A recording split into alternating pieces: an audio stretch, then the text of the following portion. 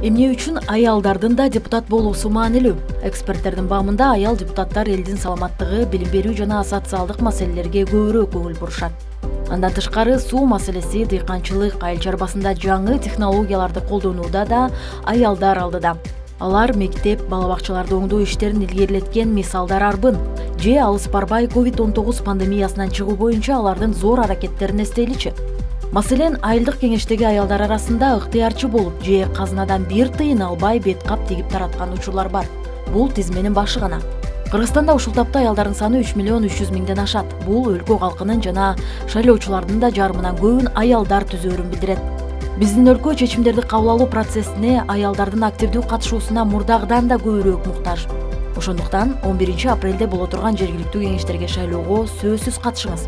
Сиздин добуш чечүүчү болушу мүмкүн.